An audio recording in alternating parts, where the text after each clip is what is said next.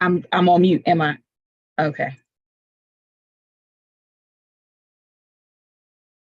Uhuru comrades, I'm gonna start all over again because apparently I was on mute and I and I want to be self-critical for that. I did not unmute myself while I went into this whole introduction. So I'm gonna restart what I just said so that because I think it's really important. Thank you so much for making me aware of that. Sorry about that. So I want to thank everybody for joining me this evening for the African National Women's Organization live study entitled Harriet Tubman and Sojourner Truth, Materialism versus Philosophical Idealism. My name is Yejide Orunmila. I'm the president of the African National Women's Organization. And today is the second day of Women's History Month. And I thought it was appropriate to discuss two very impressive African women, Harriet Tubman and Sojourner Truth. Two names that they created themselves, I want to point out, after they escaped from slavery. Tonight's talk will explore the political landscape that these two women had to navigate as they fought for their own freedom and the freedom of others. I'll be reading from a piece I wrote called Harriet Tubman and Sojourner Truth of the same name, the materialism, or what is real and tangible versus philosophical idealism, what is not real and what's intangible. I thought, and for the purposes of this PE, it's really just thinking about these two women had really deep faith in God, but the way that they handled, they didn't wait, they didn't wait for God or what was unknown and intangible, untouchable to move and act, right? Like they recognized their own significance when it came to actually moving the levers of justice and for the benefit of African people. And so when we talk about, having faith as opposed to practical, dialectical, material stuff, then that's really how we're going to really frame this discussion tonight. But when I wrote this piece, that it was really important to talk about these two women because they existed in the same time frame. They interacted with each other. They went to the same events sometimes. They were in the same circles, but they were on different paths. Like they were the path that they chose even reflects in today's organizing, in particular with women, right? I like to think that the African National Women's Organization are Harriet's daughters. In the way that Harriet was dialectical and uncompromising, we too are dialectical and uncompromising. So before we dive into today's discussion, I really want to thank the African People's Socialist Party and the chairman for creating the African National Women's Organization. Since our founding in 2015, we've been developing on the strong path as a formidable organization working for and in the interest of working class African women. I want to also remind our viewers that if you have any questions, please put them in the chat, comments, Q&A if you're looking at me, if you're looking or viewing on Zoom, and I will do my best to respond to them. We do have really amazing moderators who are online now on these platforms who are able to interact with you, share some of the links that I'll be talking about, but also, they're members of the IEC, the International Executive Committee of ANWO, and can take on some of the questions that maybe you are asking during the course of this study. So I want to talk to you about the sponsor. So today's study is sponsored by the Colonnades Hair and Body. It's our personal hair brand that is the main economic development project for the African National Women's Organization. At the Colonnades Hair and Body, we understand that colonialism has a major impact on how we view and take care of ourselves, and thus believe that the practice of decolonization should be applied to our beauty and personal care practices. So after this important program, head on over to thecolonnades.com, DECOLONAISE.com to support economic self-reliance for African women and femmes. The study is also sponsored by the 2023 Black Women's Convention. This March 24th through 26th convention in St. Louis, Missouri, is an African working class event, and we will be assembling to take on the business of deepening our assault against colonialism. And the theme of our convention is burning the system down, lifting our sisters up. In-person and virtual tickets are available now, so go to convention.anwo.uhuru.org to take advantage of that. And join us for our Black Women's Convention. This is our first convention that we've had since the colonial virus started.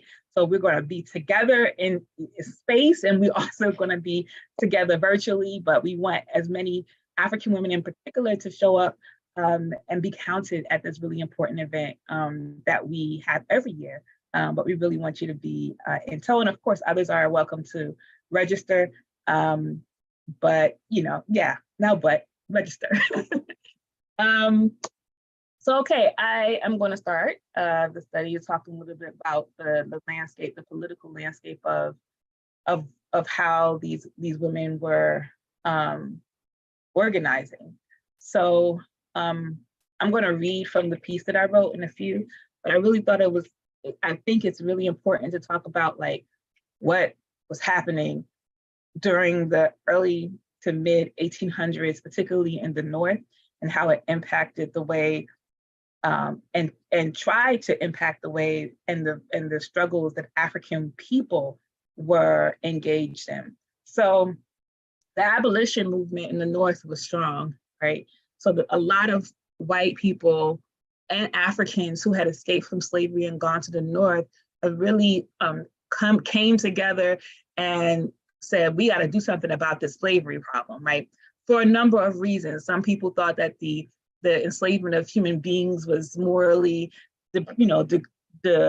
morally bankrupt. Some people had religious oppositions to slavery. Some people thought that, we need to free these people so that we can gain political advantage, because if we do that, we'll have more people on our side. And so when abolition was strong, like before the Civil War, there's a lot of movement in the North in particular around organizing around abolition. And that included writing articles, telling stories, having events, in some cases actively trying to see if we can go and rescue some Africans out of slavery. And that included slavery in the North and slavery in the South. So there's a lot of activity there. So we see figures like Frederick Douglass and other figures that emerged during this time.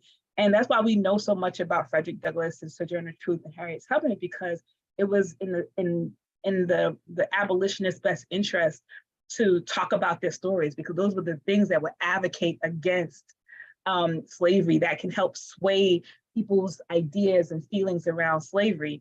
And so you see these Africans emerge as leaders, particularly in the intellectual circuits, Frederick Douglass, so that they can really use their story to influence and sway people's opinions around the brutalities, the savagery, and horrors of slavery. It's also important to note that around some of the time that slavery was still very near in the North. It was a very recent occurrence, right? Like people were still experiencing slavery in the North, and the abolishment of slavery in the North was very recent. So we're still trying to figure this out as we have all these groups navigating, clashing, coming together. There's a lot of activities that are also emerging around other things like voting and getting the right to vote. So we see the suffragists emerge, and these Black women clubs and women clubs emerge at the same time too. So abolition, particularly in the women's circle, was really mixed with the abolitionist work as well, right? So you see a lot of women who wanted to get the right to vote who were also abolitionists, and some women who wanted to get the right to vote because they wanted to get some of the same pie of their white male counterparts, right? So they wanted to have those same benefits and power and things like that. So one of the ways that the women's movement, the white women's movement of that time, sought to improve or deepen their case so that they can win the right to vote was really including the stories of Black women who had been previously enslaved. So we'll talk about the Ain't I a Woman speech, or that that Sojourner gave in front of a white women's conference, right? Like we'll talk about what that was really, but like that was one of the things that that there was. It was a women's circuit, right? Like you would talk at the women's circuit. There are women clubs who were coming and hosting you, asking you to speak. And sometimes they will raise money to bring for you. Sometimes they will raise money to bring for your cause.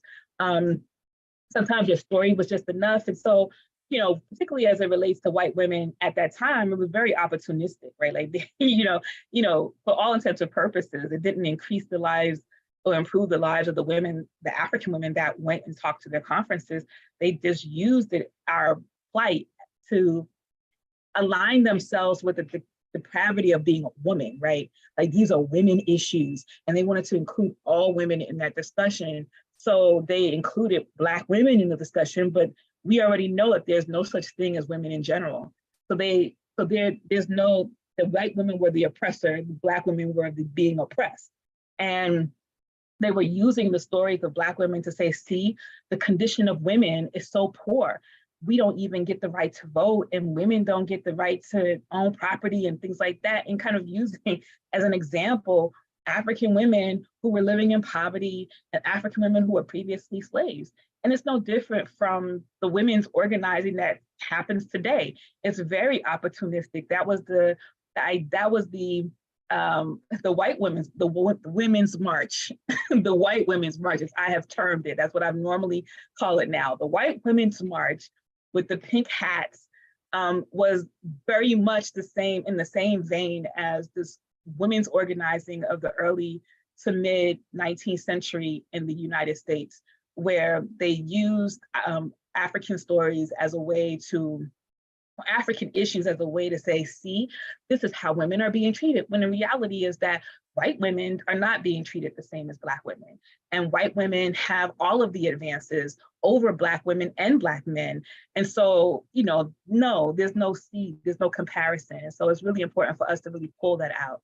So I'm going to get into the article that I wrote, and then I'll be stopping along the way to kind of talk through some of these, or even deepen some of the pieces in the piece, the pieces in the piece. So at a time when most women enjoyed little personal freedom, and African women had almost no personal freedom, formerly enslaved African women, Harriet Tubman and Sojourner Truth, challenged their oppressors at every step. They won supporters from every sector of society and were held up as heroes during their lifetime. Neither women adopted a self-care, self-absorbed attitude typical of some of today's Black organizing. They were relentless, and we love them for it. It's because of their shining examples that we continue to hold them up today as heroes of African people. It is important, however, to draw a comparison of Sojourner Truth and Harriet Tubman in order to see the basis of the politics that both of them came to represent. While both women contributed to the historical legacy of African resistance in the United States, in particular, the different strategies and political affiliations they chose would define a historical split in the politics of African women. So even within, because some African women, they navigate towards Sojourner Truth and they identify her as one of the early feminists. And, she wasn't a feminist. She was an African woman trying to survive in the middle of chaos. Her life was filled with tragedy. Even as she's making these speeches and she's doing this work and she's fighting for her children to come out of slavery, and she's lost all of her children. She is a woman that was not specifically worried about herself as a woman. She was a woman who was concerned about her people. And so, a lot of times that we get the rewriting of history, rewriting of narratives that adopt African women in particular, particularly during this time, as women organizers. There was no space to be women organizers. And even the Black women's clubs were not women's organizers. These were women who wanted to uplift the African race out of slavery, out of bondage, out of this idea that, not idea, but out of the constructs that were created around us that said that African people were supposed to be slaves. And so the whole creation of Black women's clubs and Black women who were fighting for freedom was not for our own selves because we are women and we're special, but because we've seen the horrors that have been doled out toward African people, and we were motivated to change those horrors. And so I get offended when people pull out Sojourner Truth and call her some sort of feminist when she was not a feminist. She was an African freedom fighter, fighting for herself and fighting for her family and fighting for her people. And so it's really important that I bring that out for me, because that's where we see this now, because no feminists call Harriet Tubman a feminist. You can't. But that's why it's more easily aligned to Sojourner Truth, because number one, there's a speech documenting that she spoke at White Women's Convention, and that she was talking about herself as a woman, and that those were some of the things that kind of they have historically to prove that she was at least identified as a woman and cared about women's issues, right? But I would argue that at that time, that these women invited her to a conference and about women's issues, and she talked about herself as a woman. We're going to dive deep into that speech, so to speak, and talk about what it really pulls out. So on the one hand, Sojourner Truth is claimed by feminists because of her affiliation with the women's suffrage movement. Her definitive speech, Ain't I a Woman, specifically draws out the contradiction of being African and a woman, appealing to the morality of white women who were organizing for equal rights to white men.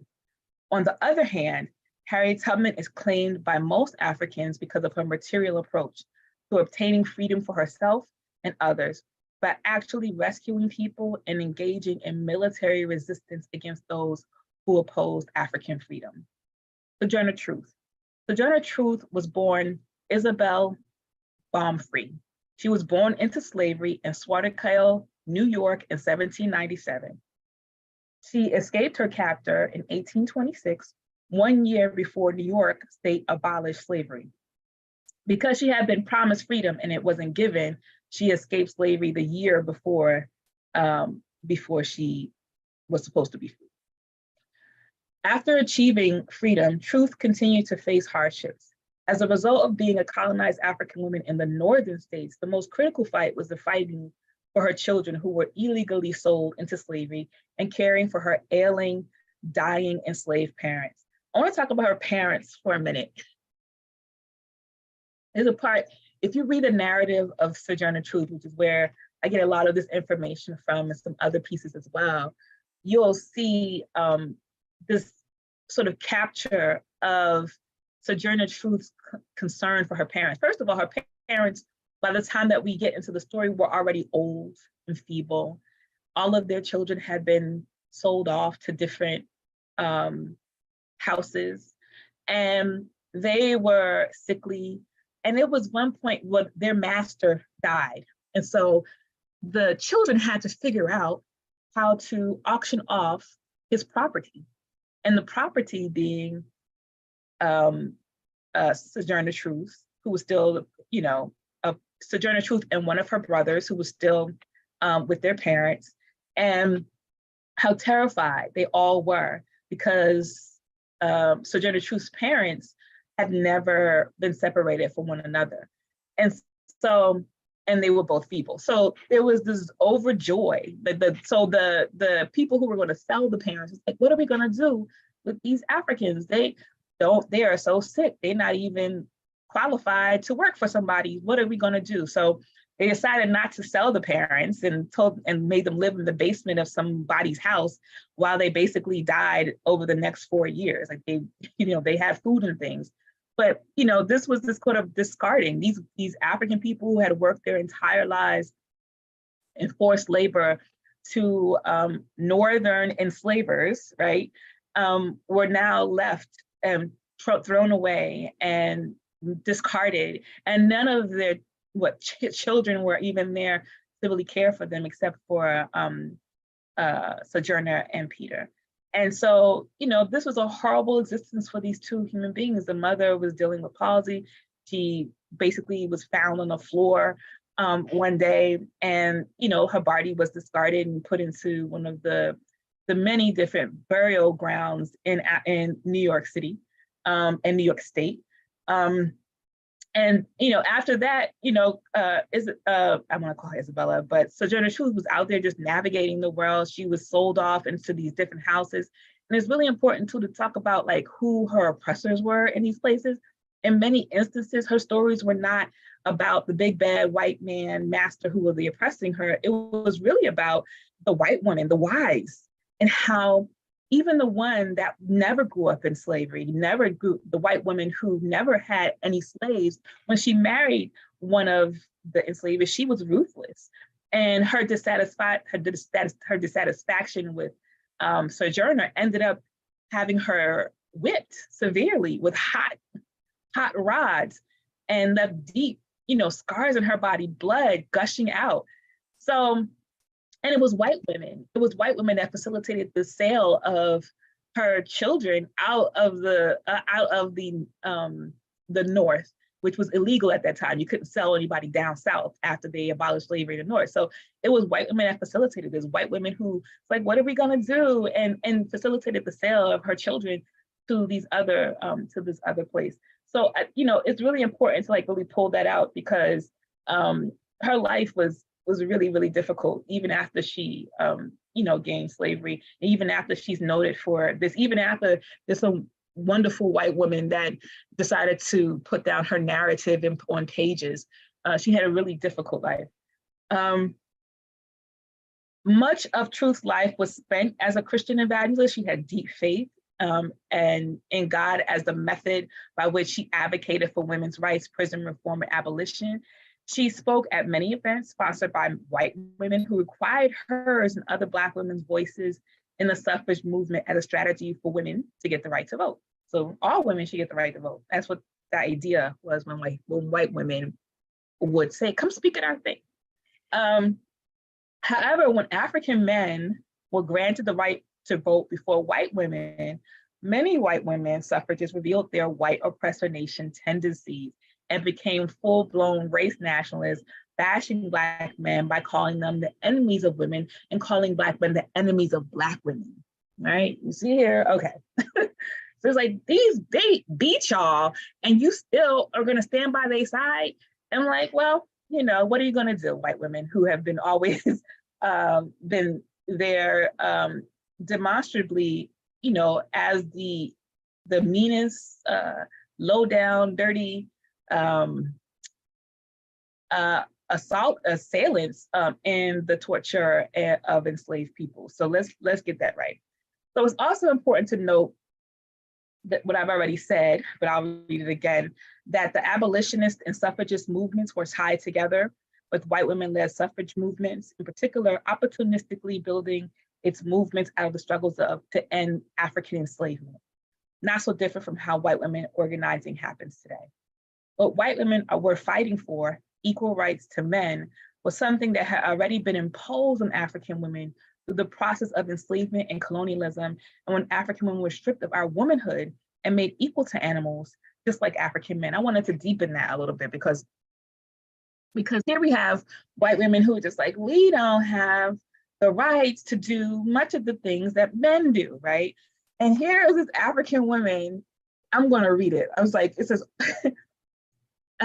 although feminists claim Truth's "Ain't I a Woman" speech, it was actually a critique of white women of the oppressor nation who benefited from as a consequence of her enslavement. Here is Truth saying, "Ain't I a woman?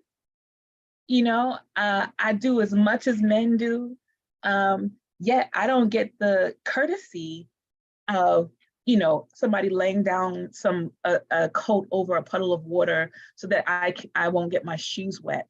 But in that same, and she's saying this in front of white women, and they're like, oh.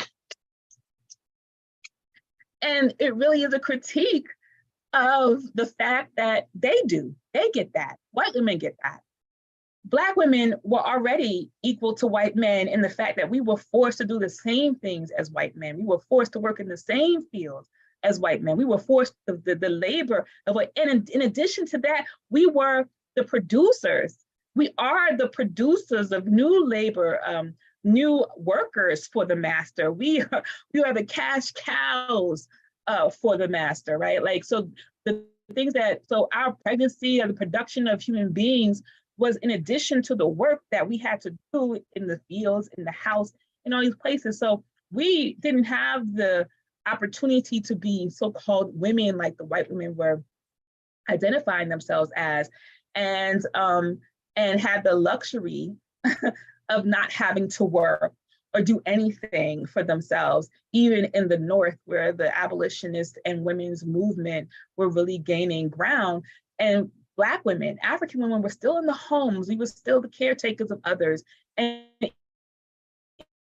in the North, there was a lot more freedom for African women, but there was also limitations in that as well, right? Let's talk about Harriet Tubman. Harriet Tubman was born Araminta Ross in 1822. So Sojourner Truth was older than Harriet Tubman by like 30 years.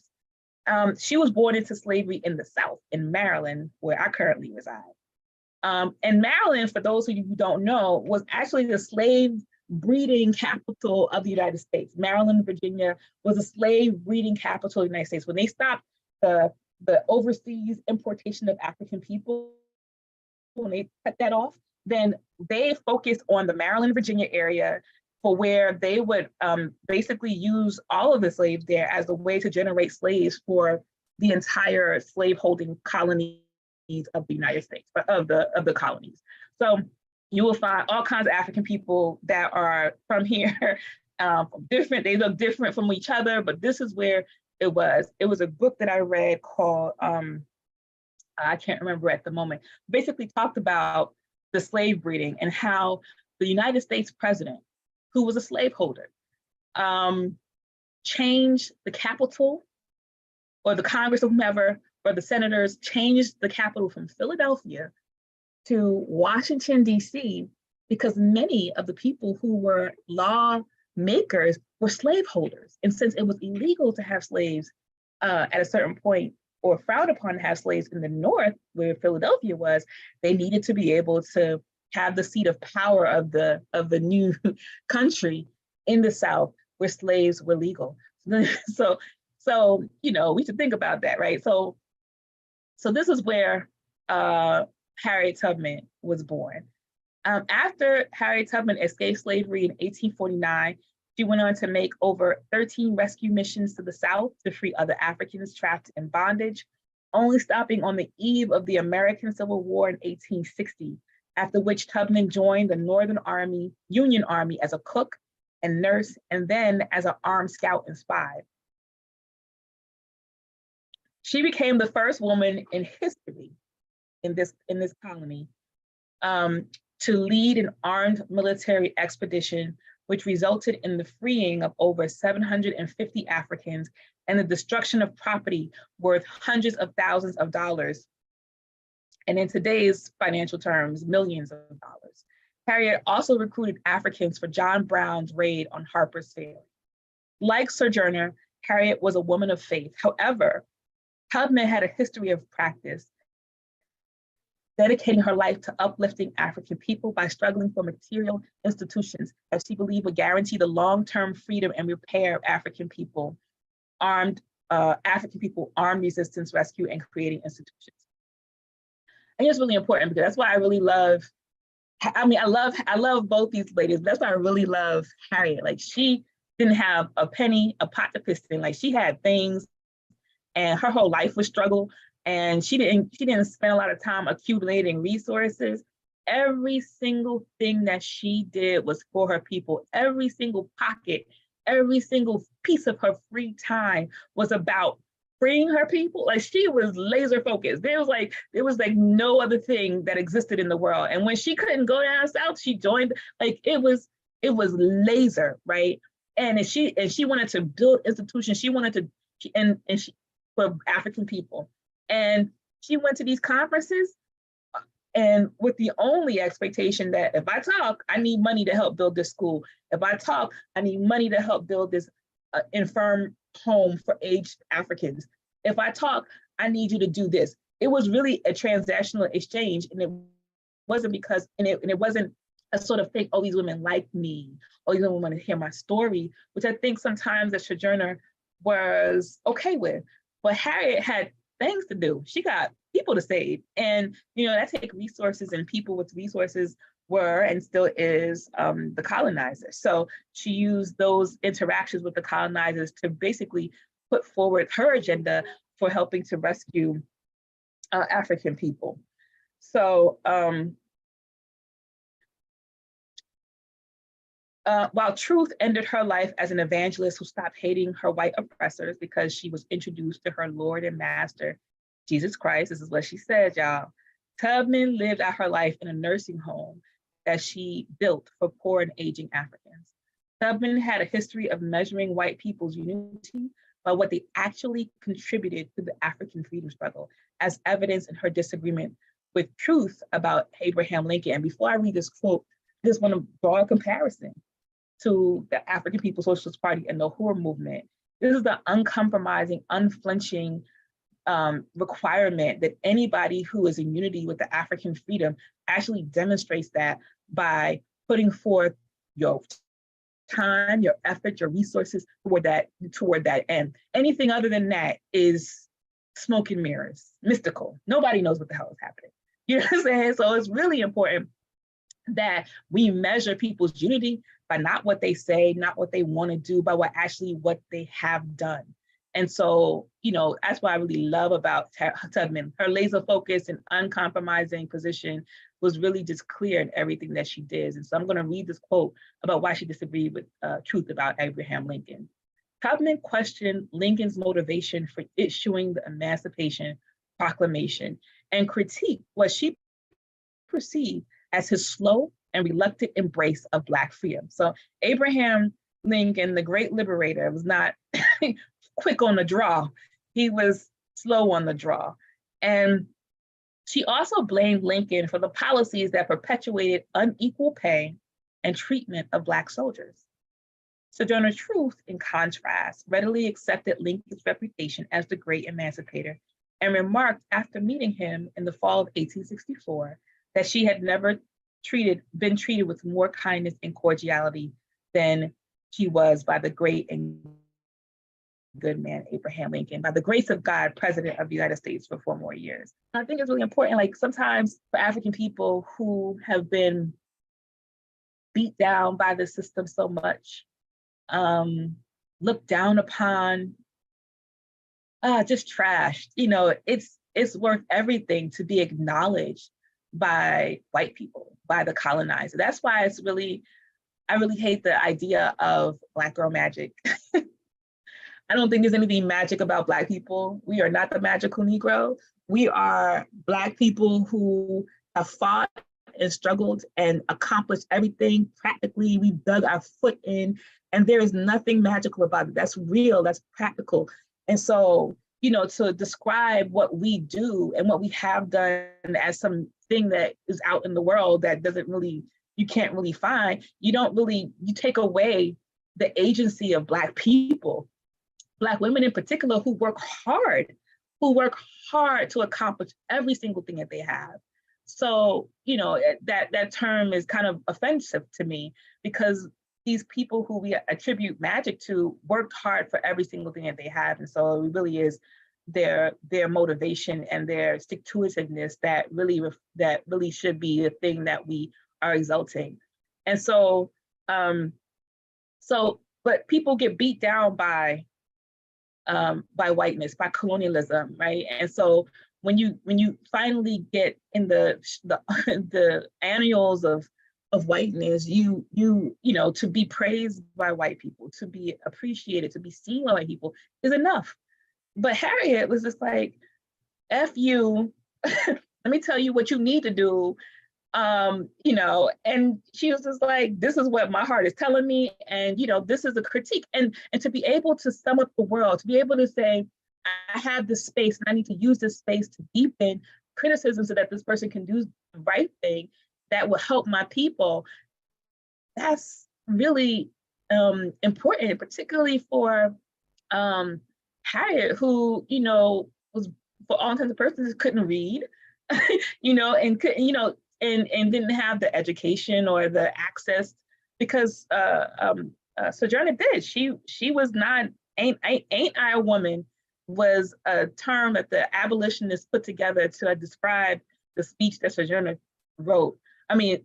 Said, but she didn't use that vernacular. She was born in Dutch New York. She spoke perfect. Her first language was Dutch, and she spoke English. Regular English that didn't have the connotations of the Southern drawl that title would make us assume.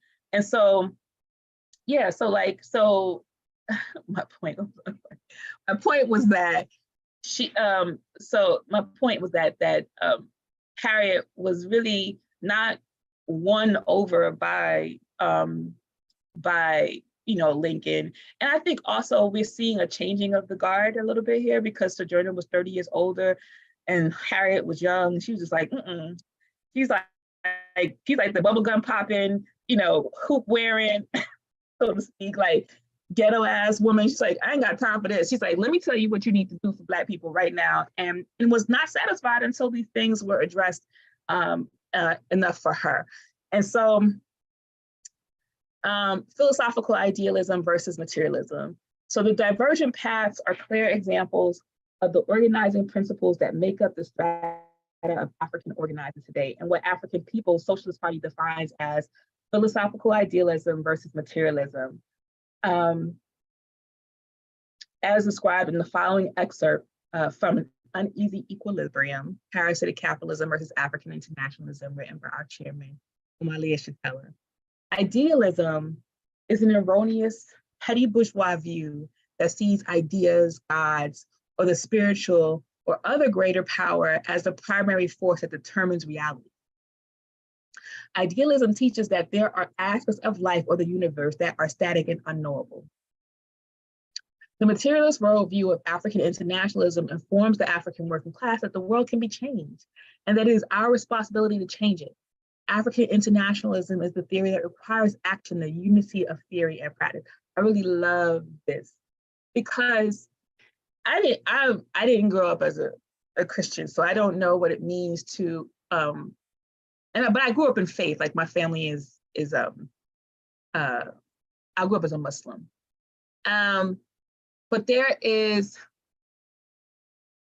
a certain responsibility that is removed from oneself when we say we're going to give it up to God and we're going to do X, Y, and Z, and these type of things. And this is not to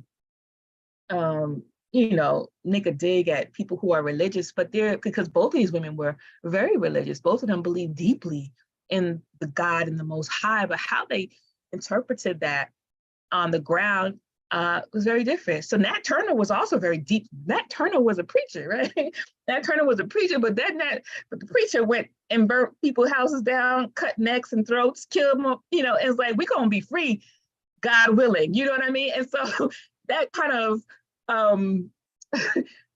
practical application of what freedom means for people is not just to be satisfied with the pain and horror and the conditions that people are feeling and experiencing on the ground, and not just saying that this thing is happening to us because of, God willed it to, but to say that this person is human just like I am. This person bleeds just like me. This person gives birth like me. This person, has all these, and I want to know why it is that they are in that condition and I am in this. So if they can bleed, I'm gonna make them bleed, right? If they don't want to set me free, if they don't want to alleviate these conditions, if they're going to continue to oppress me, then they're going to bleed just like my people have bled, right? So these are the things that we hope that will change the course of history. So like the Africans in Haiti did, they was just like, a lot of people attribute that to their deep belief in voodoo, and believe that they won against all of these powers because of their belief in the spiritual aspect. But again, that's offensive as all hell. That removes the power, the strategy, the planning, the death, the blood of our people by saying that they won against these armies because of some mystical thing. They won because they were smart. They won because they had power. They won because they were strategic. They won in all of these efforts because there were Africans who knew what they were doing, not because some thing that was around them that pushed them forward, but because they knew how to strategize against their oppressor. We've learned them. We've learned them. And so, you know, I'm just trying to impress upon us that magical aspect, that magical Negro, the vagabonds, and all of the other magical Negroes. That's probably where they got it from in the movies. The idea of the magical Negroes by us always calling ourselves magic. We are not magic. We are blood and bone, practical human beings made of earth. And we are, you know, things that we do, the things that we move, we can move trajectory, we can change the scope, the landscape.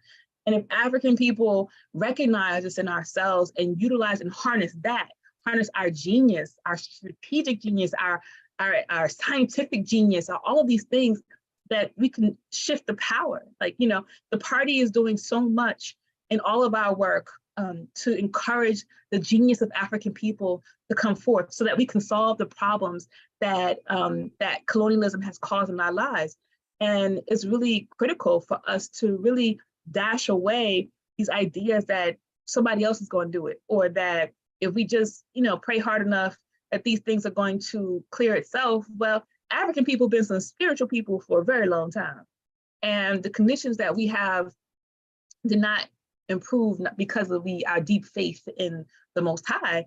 Our conditions improved because we had to fight some people. We had to kill some people. We had to die some, you know, of our people. We had to sacrifice some folks, right? Like, we had to show people that we were not going to lay down in this anymore. And so, you know, that's still required to really bring us out of this whole capitalist colonial construct and bring us to a place where we can actually be free, y'all, free. And that's what Harriet Tubman was fighting for. That's what Sojourner Truth was fighting for, is to be free people. And even after gaining freedom, both of these women understood or recognized that they were not free for real, because there were still things that were happening. There's a whole world around them that still tried to entrap them and entrap their people. And so it's really important for us to really recognize that the practical things that that these two women did.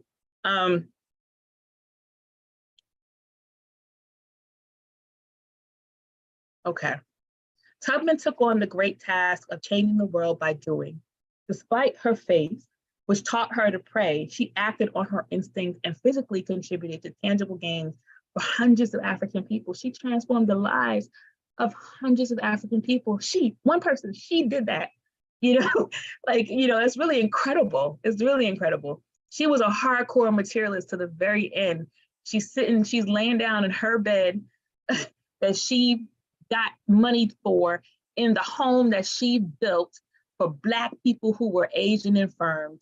And she died in that structure that she fought for. And that had to feel good, but that also had to, she probably was in her death, but like, I need to do more. I need to do more, right? In the same sense, Harriet and Sojourner, there have been efforts made to secure freedom for African people. From Marcus Garvey's Universal Negro Improvement Association and African Unities League, UNIA, ACL, to the Black Panther Party, movements have been built. However, nothing has taken the question of African freedom to its final conclusion, like the African People's Socialist Party, who, since the defeat of the Black Revolution of the 60s, have been organizing a worldwide African revolution for a free, united in African people. It was during the process of building the worldwide African freedom or Uhuru movement that the African National Women's Organization was developed as a strategy of the revolution, whose task it is to recruit and develop Harriets. This is a stance we are winning among African women who are left with nowhere to turn because of the nearly 50 years of absence of revolutionary theory that would advance the role of African women as a part of the African liberation struggle. Let's talk about this, because what we see now that represents African women organizing is you have to identify as a feminist or a radical this or a radical that. And so it was really hard for us to break through, and we had to like really explain who we were. We had to tell people that we were African internationalists, not feminists, and what that really meant. And what that really means then is that we recognize that colonialism is the primary contradiction, not patriarchy. We recognize that African women, along with African men, African people, were all enslaved at the same time, and that our homeland was taken from us at the same time, and that we were enslaved at the same time. And the things that happened to African people, African women, as a result of our enslavement, is not the fault of patriarchy, white men, or Black men. It's the fault of colonialism, right? It's the fault of the white oppressor nation taking control over our whole lives. So the relationships that we have developed out of that, out of colonialism, are manipulated relationships. These are things that we've had to do to each other, and have done to each other because of these horrible situations. These are ways that we've developed under a weight of oppression. And imagine, what we could be like had we not had that oppression, like how we developed in the same vein of that we used to before. And I'm not saying that there was no oppression before the white man came, but I'm saying that the kind of the kind of oppression that we're experiencing is in no way comparable to, African women cooking food as a task in a village, to that becoming policy and required in addition to serving white people in their homes, breastfeeding their babies, being forced to reproduce for their income. It's very different. So I just want to make that clear. So when we say we are African internationalists and not feminists, this is what we mean. And for that, the colonial question is primary. So when people were developing, so that because of this gap, because there's no real analysis out of the 60s until now around the plight of African women, in particular African women workers, that we had to deal with all of this, right? Like we had to figure it out again because there was no development in that. And we're hoping, and we believe that the African National Women's Organization has really led us out of that 50-year gap, where we could actually look at analysis that is an anti-colonial analysis, because we know about the Kambahi collective, right? We know about the feminist developments and the people who were seen as leaders in the feminist movement. That's great, and they considered themselves to be feminists, anti-colonial, anti-imperialist, and they had a whole host of things, just similar to what feminists are now. Like it's a bunch of things, like it's a bunch of ideas, but no theory, right? Like, so you can be all of those things and kind of combine them into one and call yourself a feminist underneath that label. But we're saying that we're African revolutionaries, we're African internationalists. Our goal is to destroy US, like all imperialism, overturn the colonial construct, upend this whole thing so that African people can be free, and that in doing so, African women can then move forward out of this place that has been pre-selected for us to be in. And we look forward to that day because we are making those inroads now through the work that we are doing. It's really important and critical for us. So in our mission to develop more Harriets, we are not calling for some sort of masochistic display of self-sacrifice. Instead, we are calling on African women to unite with and contribute to the revolution. African women are understanding more and more that struggling against capitalism is not divorced from our everyday life. Colonial capitalism has destroyed us. It's a part of our world. It's the thing that is crushing our soul, creating all these health contradictions, all the social contradictions in the lives of African people. And so struggling against it should be normal. Like, you know what I'm saying? So we say, bring that energy to the African National Women's Organization. In fact, our very existence within capitalism is filled with experiences that prompt our resistance. We are calling on you to organize that resistance and join the African National Women's Organization. So that is the end of the piece. And I'm sorry I didn't leave a lot of time for questions and comments and answers, but I'm gonna head on over to see if there's any, or if we can put some comments and questions and stuff in the chat. I didn't plan. Let's see if I can see some. And I'm gonna keep talking so there won't be a lot of dead air. So yeah, I just wanted to wrap it up and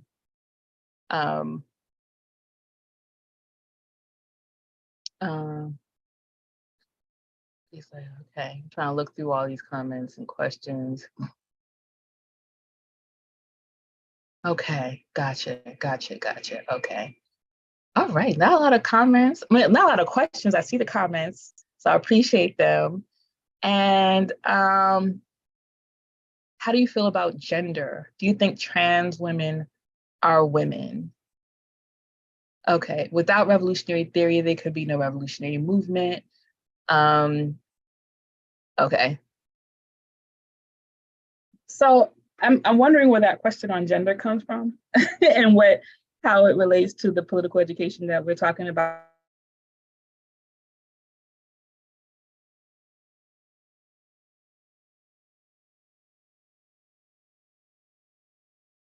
Of the working class theory of African internationalism and how it represents itself through Harriet Tubman and Sojourner Truth. And I really would love to hear your thoughts on the PE itself. And yeah, so my thoughts on trans women are, is my thoughts, and I will. Well, let's say this. I believe in the fact that African people, no matter what our gender is, deserve freedom. I believe that. And I believe that because African internationalism teaches me that African people have been oppressed all over the world. And our responsibility, no matter who, if we are trans, if we are straight, if we are not straight, if we are all of the things, that our responsibility as African people is to fight for freedom. And a lot of times, the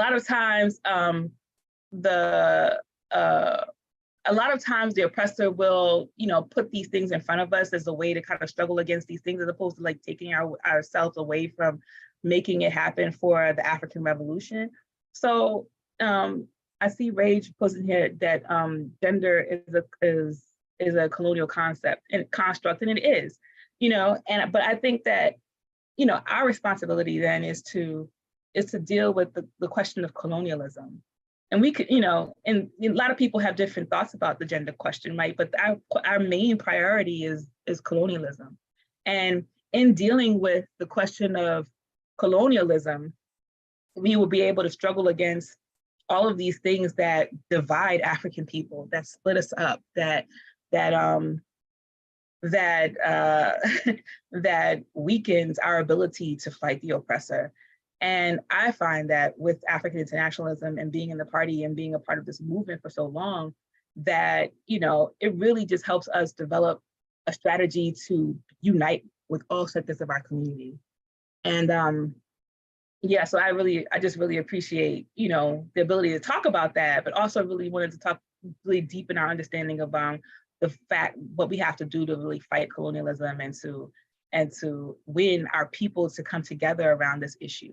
Because we welcome all women into the African National Women's Organization. And the fight for us will always be around the question of colonialism. And in dealing with that,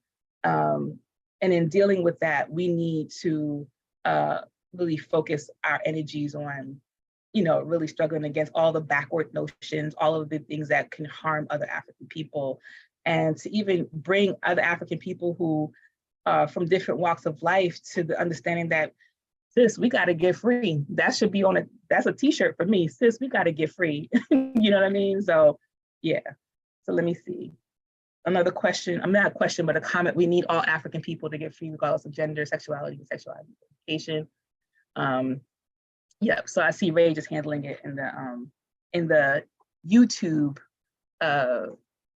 comment section. Let me see what's happening on Facebook, if there's anything on Facebook.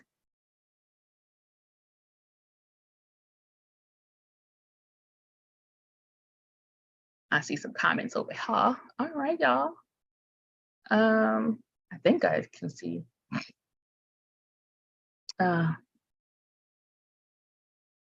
It's stopping me. Okay. Okay, just general comments. So y'all, I'm not gonna hold you. And I hope that you really enjoyed this political education for today. And again, we welcome African women to join the African National Women's Organization. We want to tell you a little bit about our events that are coming up. And we want to thank our sponsors. We want to thank our sponsors, Decolonize Hair and Body. Go yourself over to decolonize.com and get you some. We really appreciate the support. It helps us do all the things that we are doing, and we want to make it bigger and better. And of course, sign up on our newsletters to find out more about how you can play a role in making the colonies happen. And of course, the 2023 Black Women's Convention that's coming on March 24th through the 26th in St. Louis, Missouri. Is you can also get a virtual ticket. You can also participate wherever you are in the world, and we welcome you to be a part of that. So thank you to these two sponsors, which is us, you know. Upcoming events. So ANWO DC, Washington, DC has our next open meeting on March 11th. We want you to go to anwomem.weldapricot.org/events to get a look at what our events are and register for them, RSVP.